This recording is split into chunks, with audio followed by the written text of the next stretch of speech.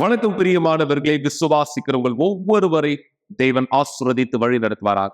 ஆம், நீங்க யார் விசுவாசிக்கிறீங்களோ தேவனுடைய வார்த்தை கேட்கிறீர்கள். நீங்க யார் தேவனுடைய வார்த்தை கேட்கிறீர்களோ அந்த வார்த்தையின்படி நடக்கிறீர்கள். நீங்க யார் தேவனுடைய வார்த்தையின்படி நடக்கிறீர்களோ பதிலை இடத்தில் கைப்பற்றுகிறவரா இருக்கீங்க. இதுதான் உங்களுடைய வாழ்க்கையின் மாற்றத்திற்கான படியா இடத்தில் இருக்கிறது. சரியாக உபாகமம் 11ஆம் அதிகாரத்தில் தேவனுடைய வார்த்தை என்று சொல்வது போல, இதோ இன்று நான் உங்களுக்கு முன்பாக ஆசீர்வாதத்தை சாபத்தையும் வைத்திருக்கிறேன். தேவன் வார்த்தை தெளிவாய் சொல்லுது. நம்ம எல்லோருக்கும் முன்பாக இப்படியான இரண்டு பாதைகள் இந்த இடத்துல உண்டு. வெள்ளைன்னு இருக்கும்பொழுது அது எதிராக கருப்பு இருக்கும். எப்படியாக இருள் இருக்கும்பொழுது வெளிச்சமானது இருக்கிறதோ அதே போல நன்மையானது இருக்கும்பொழுது அதற்கு நேரானதாய் தீமை விதத்தில் இருக்கிறது. தேவன் ஆசீர்வாதங்களை தருகிறவராய் விதத்தில் இருந்தால் பிசாசானவன் ஆசீர்வாதங்களை அழிக்கிறவனாய் சாபங்களை உருவாக்குகிறவனாய் இருக்கிறார். தேவன் அவர் வார்த்தையில் சொன்னது போல, இதோ இன்று நான் உங்களுக்கு முன்பாக ஆசீர்வாதத்தையும் சாபத்தையும் வைத்திருக்கிறேன். ஆசீர்வாதத்தை தேர்ந்தெடுங்கள். அதனால் நம்முடைய வாழ்க்கை ஆசீர்வதிக்கப்படும். எப்படியாக நம்ம இந்த ஆசீர்வாதத்தை தேர்ந்தெடுக்கிறது? எனக்கு ஆசீர்வாதம் வேணும், எனக்கு ஆசீர்வாதம் வேணும் அப்படின்னு கேட்கிறதா? இல்ல. அந்த ஆசீர்வாதமானது நம்முடைய வாழ்க்கையின் மீது இந்த இடத்தில் வரும், நிஜமாகும், பலனை தரும், பதிலை தரும். மிக நிச்சயமாய் நாம் விசுவாசத்திலே தேவனுடைய வார்த்தையின் கீழ்ப்படிதலை நிரூபிக்கும் பொழுதும், ஆனா அதற்கு தலைகீழா இந்த தலைப்பை நம்ம பார்க்கலாம். ஆசீர்வாதமானது கீழ்ப்படியும் பொழுது வருமையானா அப்போ கீழ்ப்படியாத பொழுது, இதை நான் சொல்லணும்னு எதிர்பார்க்கிறீங்களா? நம்ம கீழ்ப்படியாத பொழுது அப்பொழுது எது நம்முடைய வாழ்க்கை மீது வரும்? நீங்கள் இந்த இடத்தில் சந்தேகமே பட வேண்டாம். கீழ்ப்படிந்தால் ஆசீர்வாதம் என்றால் அப்பொழுது அதற்கு நேராக கீழ்ப்படியாத பட்சத்திலே சாபம். நீங்க பார்க்க போகிற இந்த நபருடைய சாட்சியை கவனமா இந்த இடத்தில் பாருங்க. இவருடைய வாழ்க்கை என்னவாக விதத்தில் இருந்தது? ஒரு மந்திரவாதியாக கூட, ஆம், மிக மோசமான ஒரு வாழ்க்கை வாழ்கிறவராய், பல தவறான காரியங்களை செய்கிறவராய், இது இவரை மட்டுமல்ல இவரை சுற்றி இருக்கிறவரையும் ஒரு விதத்தில் பாதிக்கும்படியாக, இவர் இந்த தனியாக அல்ல பல கூட்டம் என்று இந்த சொல்லலாம். இந்த அழிக்கப்பட்ட ஒரு வாழ்க்கையை வாழ காரணமாய் இந்த இருந்தவர் கூட. ஆனா இங்கு இந்த நாளில் இவர் வாழ்க்கை என்னவா இந்த மாறி இருக்கிறது? நீங்க யார் உங்களுடைய குடும்பங்களுக்குள்ளாக அல்லது உங்களுடைய குடும்ப உறுப்பினர்களது வாழ்க்கைக்குள்ளாக இப்படியான ஒரு சூழலை இருப்பதை பார்க்கிறீர்களோ, நீங்க புரிந்து கொள்ள தேவன் அவர் வல்லமையை வெளிப்படுத்தி இந்த நபருடைய வாழ்க்கையை மாற்றியது போல உங்களுக்கும் அவர் உதவியானதை செய்ய தயாரா இருக்கிறார். ஆசீர்வாதத்தை தேர்ந்தெடுக்கும் மக்களை கீழ்ப்படுகிறது மூலமாய் இவர் என்ன கீழ்ப்படிந்தார், இவர் எப்படியாக தேவனுடைய பதிலை இதத்தில் பெற்றார், இவருடைய சாட்சியிலிருந்து பாருங்கள். இப்பொழுதே நான் மந்திரவாதியா இருந்தேன்.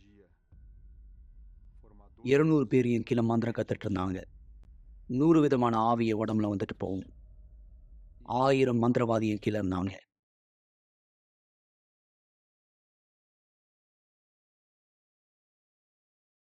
எனக்கு அந்த ஆவியினை ரொம்ப அதிகமா பிடிக்கும். எனக்கு கொஞ்சம் விதமான ஞானம் இருந்தாலும் அதை பத்தி அதிகமா தெரிஞ்சுக்கணும்னு ஆசைப்பட்டேன். சில நேரத்துல நான் என்னுடைய வீட்டு கதவை பூட்டிக்கிட்டு அதை பத்தி தெரிஞ்சுக்க ஆரம்பிச்சேன். சில நேரத்துல வீட்டுகளுக்கு போய் தெரிஞ்சுக்க ஆரம்பிச்சேன். முதிர் வளர்ச்சி அடைஞ்ச உடனே நான் அதை அப்படியே வெளியே போய் பண்ண ஆரம்பிச்சேன். அதுக்கப்புறமா எனக்கு ஒரு யோசனை வந்தது. இதே நான் என்னுடைய வேலையை மாத்தினா எப்படி? நான் சம்பாலுக்கு போனேன். அதை பத்தி கோர்ஸை கத்துக்கிட்டேன். திரும்பி வந்த பிற்பாடு நான் எனக்கான ஒரு இடத்த திறந்து, அந்த இடத்துல நான் இதை பரவ ஆரம்பிச்சேன். 20, 30, 100 பேர்ன்னு வர ஆரம்பிச்சாங்க. கொஞ்சம் வருடம் போயிட்ட பிற்பாடு நான் என்ன மாரியான ஆளுங்களை உருவாக்க ஆரம்பிச்சேன். நான் கத்துக்கிட்டதை நான் அவங்களுக்கும் கத்துக் கொடுக்க ஆரம்பிச்சேன். அவங்களுக்கு ஒரு டிப்ளமோ குடுத்து, அவங்களையும் நான் உயர்த்தினேன். பிற்பாடு நான் அந்த இடத்தினுடைய தலைவரா மாறிட்டேன். நான் நெறைய பேருக்கு உதவி செஞ்சிருக்கேன். நெறைய பேர் நல்லவங்களா இருப்பாங்க. நல்ல இருதயம் உள்ளவங்க. அவங்களுக்கு உண்மையாவே உதவி தேவை. நான் உதவி செய்வேன். நெறைய மாரி எனக்கு இந்த மாரி ஒரு கேள்வி வந்திருக்கு. ஏன் நான் நல்லபடியா தான் செய்றேன். ஆனா கொஞ்ச நேரம் தான் அவங்க நல்லா இருக்காங்க. திரும்பி அதே வியாதியோடு வராங்க. இன்னைக்கு ஒரு வியாதி வந்தா, நாளைக்கு அந்த வியாதி என் மந்திர மூலமா குணமாயிடுது. கொஞ்ச நாள் பிற்பாடு வேற ஒரு இடத்துல அந்த வியாதி வருது. ஏன்? ஏன் இந்த மாரி நடக்குது? ஆனா இந்த மாரி நடந்தாலும் நான் முன்னோக்கி போவேன். அது என்னுடைய வேலை. அது என்னுடைய கடமை. அது என்னுடைய உலகம். நான் அத பண்ணணுன்றது என்னுடைய கடமை. ஸோ நான் பண்ணிட்டே இருந்தேன் நானு. நான் சில நேரத்தில அந்த ஆவி என்கிட்ட பேசுறது கேட்பேன். அத என்னால பார்க்க முடியும். அது என்கிட்ட சொல்லும். சில நேரத்தில அந்த ஆவி என்னை எழுப்பி தூக்கத்தில சுடுகாடுக்கு சொல்லும். நான் அத போய் நான் அத செய்வேன். அந்த சம்பிரதாயத்த செய்வேன். அந்த சாங்கியத்த செய்வேன். இப்படி தான் நான் அந்த மாரி பண்ணிட்டு இருந்தேன். நல்லா ஞாபகம் இருக்கு. அது வந்து அது ஆவியினுடைய தலைவன். அது எப்பயுமே என் கூடயே இருக்கும். என் கூட பேசும். நான் அத பார்ப்பேன். அது என்கிட்ட பேசும். சில நேரத்தில அது என் முன்னாடியே நிக்கிற மாரி கூட நான் உணர்ந்திருக்கேன். 2006ல நான் தலைவரா இருந்தேன். நான் என்னுடைய தேசத்துக்கு ஒரு தலைவரா இருந்தேன். இந்த வேலைய நான் இழந்துட்டேன். அது இழந்த உடனே அது என்னுடைய மிகப்பெரிய ஒரு சரிவா இருந்தது. அது சரிவு ஏற்பட்ட உடனே என் பண வாழ்க்கை ரொம்ப பாதிப்படைஞ்சது. நான் வேற ஒரு மெக்கானிக்கா போய் சேர்ந்தேன். நெறைய வேலை செய்ய ஆரம்பிச்சேன். அந்த வேலை எதுவுமே எனக்கு கை குடுக்கல. நிலைமை ரொம்ப மோசமா ஆரம்பிச்சுது. சில கடை திறந்தேன். அந்த கடை கொஞ்ச நாள்லயே மூட ஆரம்பிச்சது. என்னால வேலை செய்ய முடியல. இது என்னுடைய சரிவு கிடையாது. மிகப்பெரிய சரிவு கிடையாது. ஒரு நாள் என் மனைவியால நான் ஏமாற்றப்பட்டேன். என் மனைவி என்னை ஏமாத்துனாங்க. அதுதான் என்னுடைய மிகப்பெரிய சரிவு. ஏன்னா என்னுடைய எல்லாவுமே என் உலகம் என் குடும்பம் தான். அது எப்போ என் குடும்பத்த அழிச்சதோ, அப்போ எனக்கு மிகப்பெரிய ஒரு சரிவு ஏற்பட்டுச்சு. இது எல்லாமே நடந்து கூட நான் நெனச்சேன், ஓகே நான் இப்ப எனக்குன்னு மந்திரம் பண்ணா கண்டிப்பா என் நிலைமை மாறிடும். நான் மந்திரம் பண்ண நடக்கல. எனக்கு நான் கத்தி உதவி செய்யுங்கன்னு சொன்னா, யாரும் உதவி செய்யல. இது என்ன இன்னும் அதிகமா எதிர்ப்படைஞ்சது. நான் பாரு நான் இந்த மந்திரவாதி பண்ணேன். நெறைய பேருக்கு உதவி செஞ்சேன். ஆனா எனக்கு நான் பண்ணும்போது ஏன் இது எனக்கு உதவி செய்ய முடியல? நல்லா ஞாபகம் இருக்கு. என்னுடைய சகோதரி ஆலயத்தில 10 வருஷமா இருந்தாங்க இந்த ஆலயத்தில. எனக்காக எப்பயுமே ஜெபம் பண்ணுவாங்க. என்னை எப்பயுமே அவங்க ஒதுக்குனது கிடையாது. எனக்கு எனக்காக ஜெபம் பண்ணுவாங்க. சில நேரத்தில அவங்க எனக்கு ஏதாவது ஒரு வார்த்தை போனா கேட்பேன். பேசும்போது கூட சில நேரத்தில எனக்கு பிடிக்கலன்னா ஓடிடுவேன் நான் அந்த இடத்த விட்டு. ஏன்னா நான் நெனச்சிருக்கேன், இது எல்லாமே வந்து ஒரு புக்லேருந்து பார்த்து கத்துக்கின்னு அவங்க என்கிட்ட பேசுறாங்க அப்படின்னு நான் நெனச்சுட்டு இருந்தேன். இது எல்லாம் ஒரு உலகத் சார்ந்த ஒரு ஞானம். நல்லா ஞாபகம் இருக்கு. அவங்க எனக்கு ஒரு நாள் ஒரு ஒரு வயசானவங்கள கூட்டிட்டு வந்தாங்க. ஊழியம் பண்றவங்கள கூட்டிட்டு வந்தாங்க. நான் அவங்ககிட்ட சொன்னேன், "இல்ல பாருங்க என்கிட்ட பேசாதீங்க தயவு செஞ்சு. ஏன்னா நான் உங்க நேரத்த வீணாக்க விரும்பல. நீங்க எனக்கு என்ன செய்ய முடியும்?" அப்படின்னு சொல்லி சிரிச்சேன் அவங்ககிட்ட. ஆனா அவங்க நெறைய என்கிட்ட போராடி என்கிட்ட பேச முயற்சி பண்ணாங்க. சரி பாருங்க, நான் இங்க இருக்கேன். எனக்கு என் நெலைமை மோசமா இருக்கு. சமாதானமே இல்ல. என்கிட்ட இப்போ என் என் கண்ல எல்லாமே பிசாச தான் பார்க்க முடியுது. ஆனா, இப்ப நீங்க ஒரு ஜெபம் பண்ணுங்க. ஒரு நிமிஷம் எனக்கு அந்த சமாதானம் இருந்துச்சுன்னா, அந்த ஜெபத்தின் மூலமா நான் உங்க ஆண்டவருக்கு நான் வணங்க ஆரம்பிச்சுர்றேன். அவங்க விசுவாசத்துல அவங்க என் மேல வந்தாங்க. அவங்க எனக்கு ஜெபம் பண்ணாங்க. அந்த நேரத்துல நான் அந்த அந்த ஜெபம் ரொம்ப சாதாரணமான ஒரு ஜெபம். ரொம்ப பேஸான ஜெபம். யார் வேணா அந்த ஜெபத்த செஞ்சிடலாம். ஆனா அந்த ஜெபத்துல அவங்க விசுவாசம் குடுத்தாங்க. விசுவாசத்த எனக்காக குடுத்தாங்க. அந்த ஜெபம் எனக்கு நடந்த உடனே, நான் அந்த நேரமே ஒரு சமாதானம் உணர்ந்தேன். ஒரு நிமிஷம் என் மனசு நிம்மதியா இருந்தது. அந்த நேரம் மிகப்பெரிய சந்தோஷம் எனக்குள்ள இருந்தது. அதே நேரம் இந்த ஒரு நிமிஷத்துல நான் முட்டி போட்டு அவங்க கிட்ட சொன்னேன். "இங்க பாரு இன்னிலிருந்து நான் உன் கடவுள வணங்குவேன். இனிமேலும் நான் என்ன இந்த ஆவிக்கு பண்ணிட்டு இருந்தேனோ, நான் இனிமேலும் உன்னுடைய கடவுளுக்கு நான் அத செய்வேன்." நான் முதல் முறை நான் ஞாயிற்றுக்கிழமை ஆலயத்துக்கு போனேன். நான் நான் அந்த அந்த நேரமே நான் தண்ணீல ஞானஸ்நானம் எடுத்தேன் நானு. தண்ணீர் ஞானஸ்நானம் நான் ஆரம்பிச்சேன். நான் என் வாழ்க்கை ரொம்ப அதிகமா முக்கியமா நான் அதுக்கு குடுக்க ஆரம்பிச்சேன். நான் இந்த இந்த கடவுள பத்தி அதிகமா தெரிஞ்சுக்கணும்னு சொன்னேன். 3 மாசமா நான் ஆலயத்துக்குள்ள அசுத்த ஆவியால் வழிபடுவேன். நான் ஆலயத்துக்கு வரும்போது எனக்கு அசுத்தம் வெளிப்படும். ஜெபம் பண்ணுவாங்க. அந்த அசுத்த ஆவி வெளிய துரத்துவாங்க. இது எப்ப முடிஞ்சதோ, இது எப்ப முடிய ஆரம்பிச்சது, எனக்கு வந்து நெறைய ஏமாற்றுனாங்க என்ன மக்கள். என்ன நெறைய ஏமாத்துனாங்க. என்னுடைய மனைவி, என்னுடைய வேலை எல்லாருமே ஏமாத்துனாங்க. இது எனக்கு ஒரு அழுத்தத்த கொண்டு வந்துச்சு. அப்போ கடைசியா நான் அந்த அசுத்த ஆவிய நான் வெளிப்படுத்தப்பட்டேன். அது அசுத்த ஆவி வெளிப்படுத்த உடனே எனக்கு சமாதானம் ஏற்பட்டுச்சு. அது என்னுடைய உடல விட்டு போன உடனே சமாதானம். நான் சொன்னேன், "எனக்கு இன்னும் அதிகமான சமாதானம் வேணும். எனக்கு எனக்கு எனக்கு பரிசுத்த வேணும்." நான் நான் முன்னாடி ஆவி, இந்த அசுத்தாவி என் உடம்புல இருந்தது. ஆனா இனிமேலு எனக்குள்ள தேவனுடைய ஆவி வேணும். எனக்குள்ள பரிசுத்த ஆவி வேணும். இந்த பரிசுத்த ஆவி வேணுன்ற எதிர்ப்பு எனக்குள்ள ரொம்ப அதிகமா இருந்தது. நான் எல்லாத்தையும் விட எல்லாமே எடுத்துக்கொண்டு நான் இந்த இஸ்ரவேல் சிறப்பு நிகழ்ச்சிக்கு மேலே ஏறினேன். என்னுடைய எல்லாவற்றையும் நான் குடுத்தேன். எல்லாவற்றையும் நான் குடுத்தேன். ஏன்னா முன்னாடி என் வாழ்க்கை தியாகமா தான் இருந்தது அந்த அசுத்த ஆவிகிட்ட. நான் எப்போ இந்த ஆலயத்துக்கு வந்தனோ, இப்போ நான் சொன்னேனா, இந்த இடத்துல, இந்த பீடத்துல, இந்த தேவனுக்கு நான் என்னுடைய எல்லாமா தியாகமா செய்யப் போறேன். நான் என்னுடைய முழு விருப்பத்தோட சொன்னேன். ஏன் என்னுடைய என்னுடைய ஈகோ, என்னுடைய பெருமை, என்னுடைய பண வாழ்க்கை, நான் தியாகம் எல்லாத்தையும் அர்ப்பணிச்சேன் நானு. எப்போ நான் அர்ப்பணிச்சேனோ, அப்போ ஒண்ணு தான் கேட்டேன். பரிசுத்த ஆவி, ஆண்டவரே, நீங்க எதுவுமே குடுக்க வேணாம் எனக்கு. ஆனா, எனக்கு உன்னுடைய ஆவி மட்டும் தான் தேவை.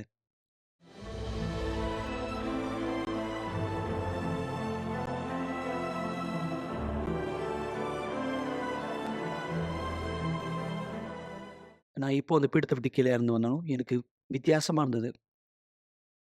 ஒரு நாள் நல்லா ஞாபகம் இருக்கு. நான் இன்டெலிமேன் கூட்டத்துல இருந்தேன். ஆண்களுக்கான கூட்டத்துல இருந்தேன். அந்த நேரம் நான் பரிசுத்த ஆவிய முழு மனதோடு தேடிட்டு இருந்தேன். அந்த நேரம் உண்மையாவே எனக்கு அந்த உறுதி வந்தது. பரிசுத்த ஆவி என்குள்ள இருக்காருன்னு.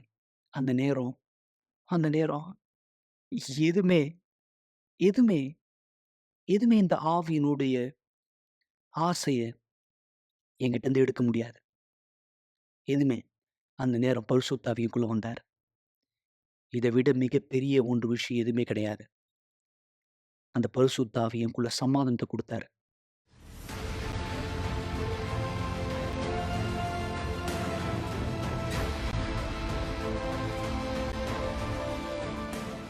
இன்னைக்கு நான் தேவனுடைய மனுஷியோட திருமணம் பண்ணியிருக்கேன். ஏன்னா, எல்லாத்துலயும் அவ கனம் பண்ணுவா. என்னுடைய பிள்ளைகளா ஆசீர்வாதமா இருக்காங்க. இன்னைக்கு என் பண வாழ்க்கை ரொம்ப ஆசீர்வாதமா இருக்கு. நான் நான் இன்னைக்கு வந்து அந்த தலைவரா இருக்கேன். ஆனா முன்னாடி இருந்த தலைவர் கிடையாது. இப்போ வேற ஒரு இடத்துல ஒரு மிகப்பெரிய ஒரு பதவியில நான் இருக்கேன். என் பண வாழ்க்கை ஆசீர்வாதமா இருக்கு. முன்னாடி வந்து நான் அசுத்த ஆவியினிடத்துல போய் பேசுவேன். ஆனா இப்போ நான் விசுவாசத்தினால் தேவனை நோக்கி பேசுறேன். அவர் எனக்கு பதில் குடுக்குறார். அவர் என்ன கனப்படுத்துறார். நான் அவர கனப்படுத்தத்த போல. நான் எதெல்லாம் தியாகம் செஞ்சேனோ, ஆண்டவர் இப்ப எனக்கு எல்லாத்தையும் விட அதிகமா குடுத்திருக்கார். தேவனா நான் எத தேவனுக்காக குடுக்குறேனோ, தேவன் அதை எனக்கு அத விட அதிகமா குடுப்பாரு. நான் உங்ககிட்ட ஒரு ஒரு சவால் எழுப்புறேன். நீங்க எங்க இருக்கீங்களோ, நீங்க எப்படி இருந்தாலும் சரி, இத கேட்டுட்டு இருந்தீங்கன்னா, தேவன்கிட்ட கேளுங்க. நேர்மையான ஒரு ஜெபம் செய்யுங்க. நேர்மையான ஒரு ஜெபத்த செய்யுங்க. தேவன் எனக்கா தர முடியும், நான் அத உங்களுக்காக தர முடியும். கவலைப்படுவதை நிறுத்துங்கள் என்ற நிகழ்ச்சியை பார்த்து கொண்டிருப்பதற்கு மிக்க நன்றி. கூட்டம் முடிந்த பிற்பாடும் நீங்கள் எங்களை தொடர்பு கொள்ளலாம். மறந்து விடாதீர்கள். எங்களுடைய எண் 9346387738. நன்றி. இந்த சாட்சியை கவனமா கவனிச்சீங்களா? நீங்க இந்த இடத்துல கவனிச்சிருப்பீங்க நான் நம்புறேன். ஒரு மந்திரவாதியாய் தன்னை இந்த இடத்தில் முழுமையாய் இந்த உலகத்தின் அசுத்தங்களுக்கு அர்ப்பணித்த ஒருவராய் வாழ்க்கை இந்த வாழ்ந்தனர். ஆனா இவருடைய வாழ்க்கை என்னவாக இந்த இடத்தில் இருந்தது?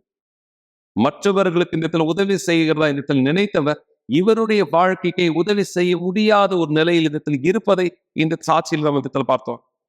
ஆனா தேவனுக்கு அனுமதி கொடுத்த பொழுது, தேவனுடைய வார்த்தை பழிகள் கீழ்ப்படிதலை நிரூபித்த பொழுது, ஏன்னா தேவனுடைய வார்த்தை பொய்யானதல்ல. தேவன் அவர் சொன்னாரே, ஆனால் அந்த வார்த்தையை நிறைவேற்றுகிற தேவனாய் இடத்தில் இருக்கிறார். அவர் சொன்னபடியாக அவர் தன் வார்த்தையிலே தெளிவாய் எடுத்து சொன்னது போல், என் சத்தத்திற்கு செவி கொடு.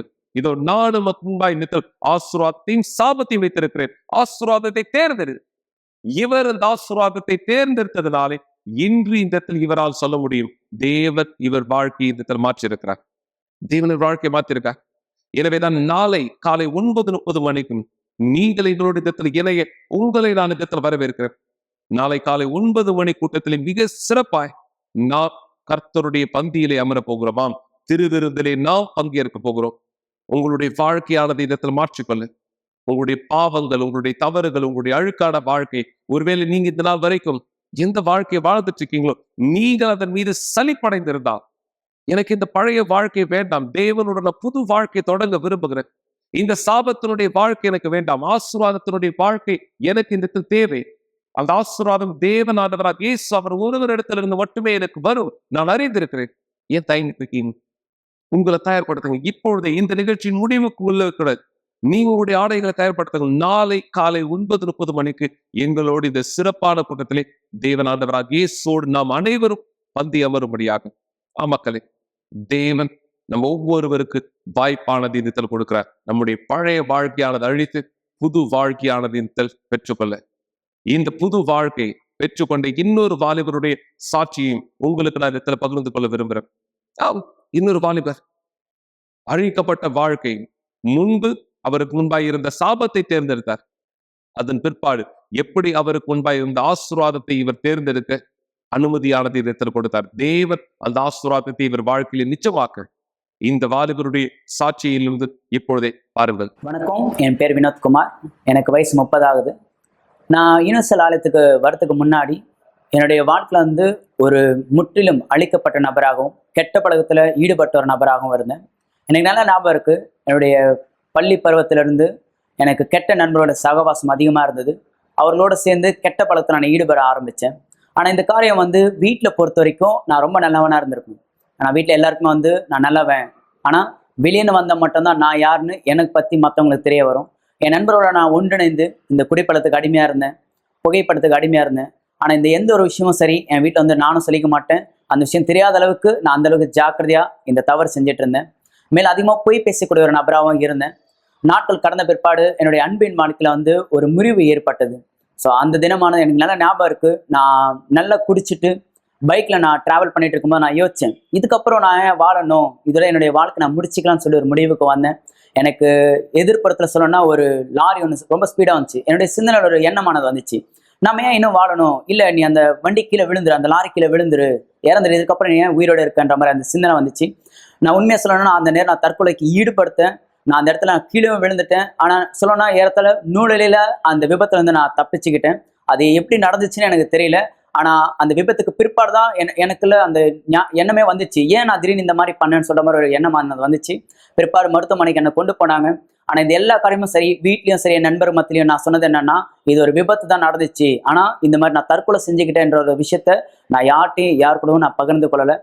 பிற்பாடு நாட்கள் கடந்து போக போக போக இரவில் என்னால் சரியாக தூங்காத ஒரு நபராக இருந்தேன். கெட்ட கனவுகள் வரா மாதிரியும், மேலும் என்னால் தூங்க முடியாத ஒரு நபராக இருக்கும்போது நான் என்னுடைய தாயத்தில் போய் சொல்லிட்டு இருப்பேன், என்னால் தூங்க முடியலமான்னு. ஆனால் ஜெபிச்சுட்டு தூங்குன்னு சொல்லுவாங்க தவிர, ஆனால் அவங்களுக்கு பொறுத்த வரைக்கும் நான் ஜெபிச்சுட்டு தூங்கணுன்னுவாங்க. ஆனால் நான் தூங்குறமா நடிச்சுட்டு தான் இருந்தேன் தவிர, நான் உண்மையாக சொல்லணும்னா தூங்கவே இல்லை. நாட்கள் போன பிற்பாடு எனக்கு வாலிபர் குழுவில் இருந்து எனக்கு ஒரு அழைப்பானது கிடைச்சது. அவங்க வந்திருந்தாங்க.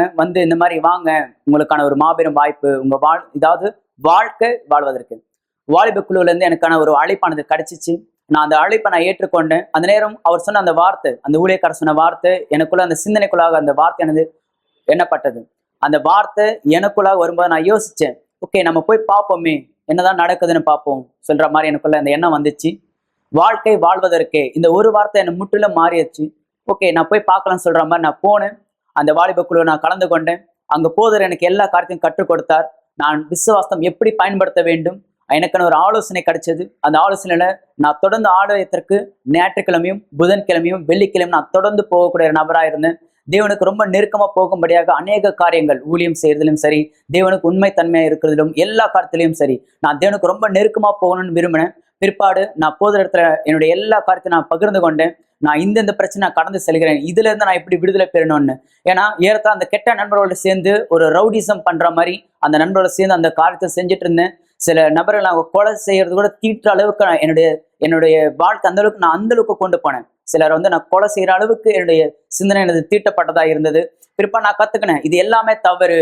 ஏன்னா அன்னைக்கு அந்த ஆலோசகர் எனக்கு கொடுத்த ஆலோசனையானது என்னன்னா, அந்த ஆலோசகர் அன்னைக்கு எனக்கு கொடுத்த ஆலோசனை என்னவென்றால், இல்ல நீ செய்யறது முற்றிலும் தவறு, இது எதிர்மறையானது, உன்னுடைய வாழ்க்கை நீ வாழ்வதற்காக தான் இருக்கணும்னு சொல்லியிருந்தாரு. அப்போ எனக்குள்ளாகவும் என் சிந்தனைக்குள்ளாக இருந்த அந்த பாரம் எல்லாமே, அந்த சுமை என்னை விட்டு ஏதோ ஒரு காரியம் என்னை விட்டு வெளியே போயிடுச்சுன்ற மாதிரி நான் உணர்ந்தேன்.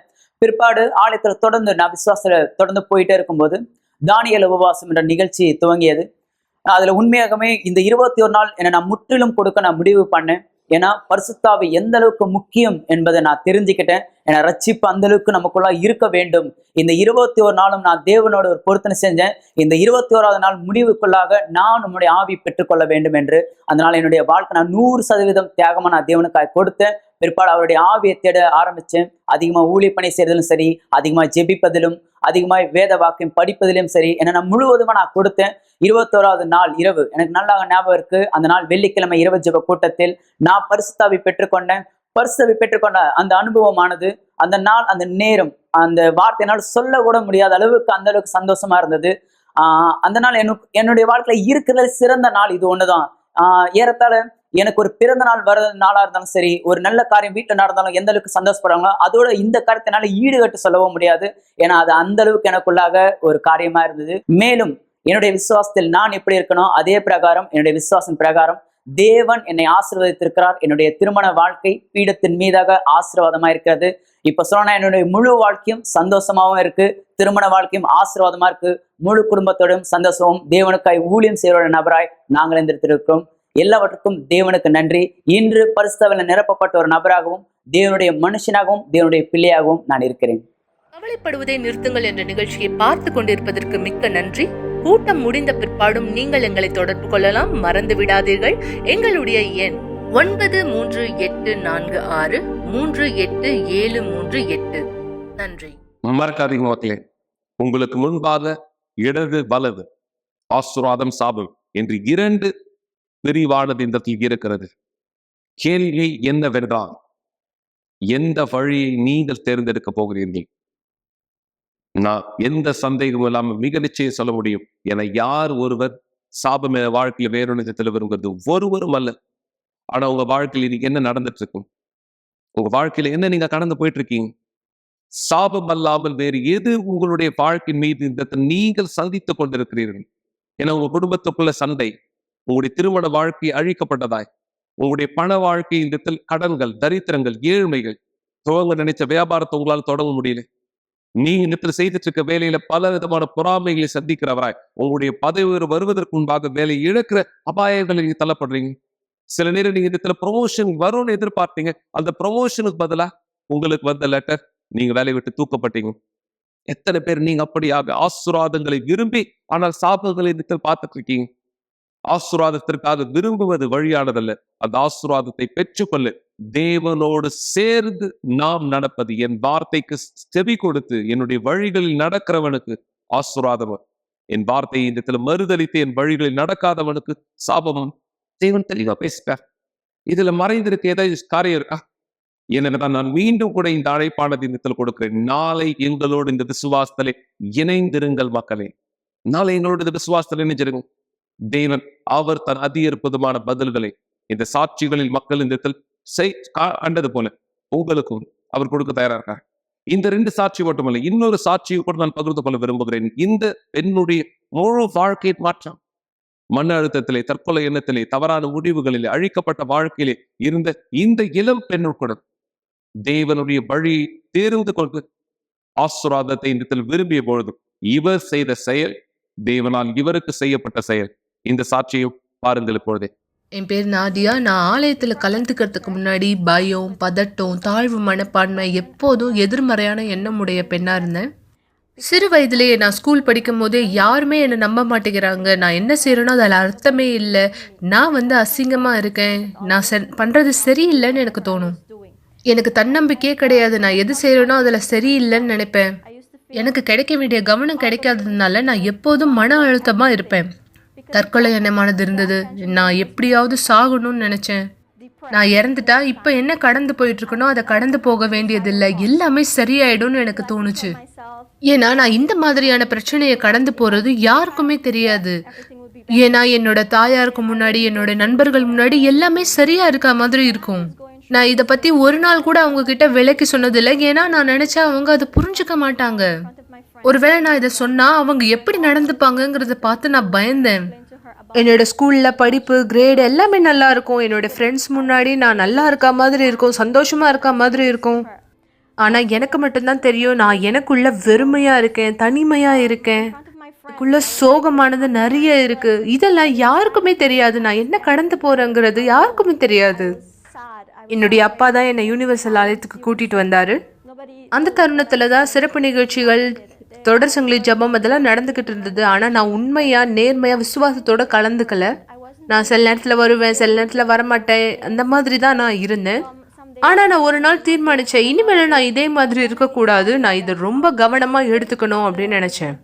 நான் தொடர் சங்கிலி ஜெபத்துல மிகவும் கவனமா இருந்தேன்.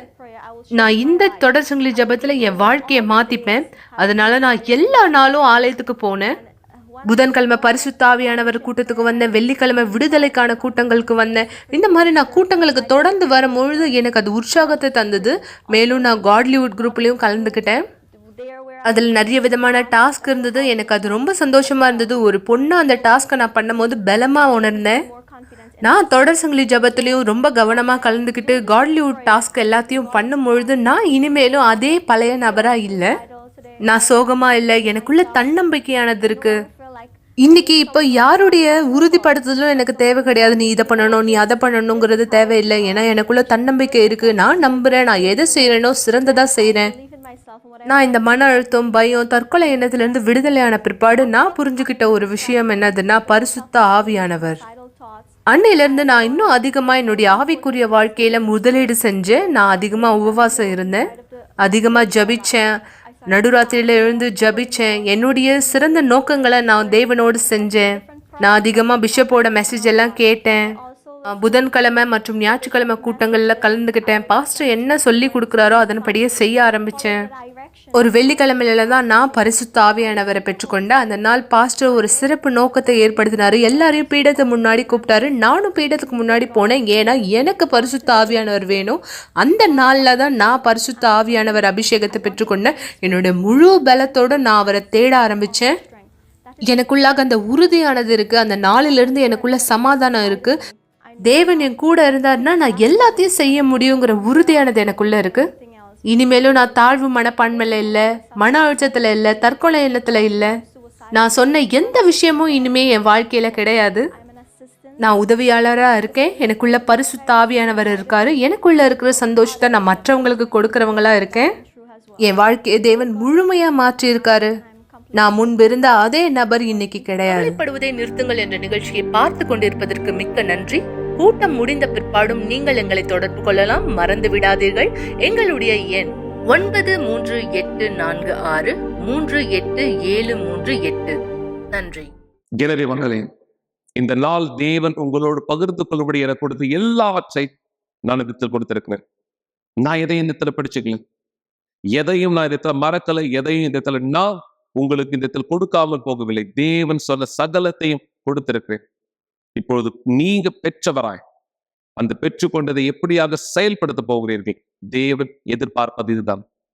எனவேதான் இந்த நேரம் உங்களுடைய பிரச்சனைகள், உங்களுடைய கவலைகள், உங்களுடைய சூழ்நிலைகள், உங்களுடைய கடினங்கள், உங்களுடைய போராட்டங்கள், உங்களுடைய தவிப்பு, உங்களுடைய வலி, உங்களுடைய மன அழுத்தம், உங்களுடைய வேதனை என்று பல பிரச்சனைகள் உங்க தோல் மீது மிகப்பெரிய சுமையை உருவாக்கி இருக்கலாம்.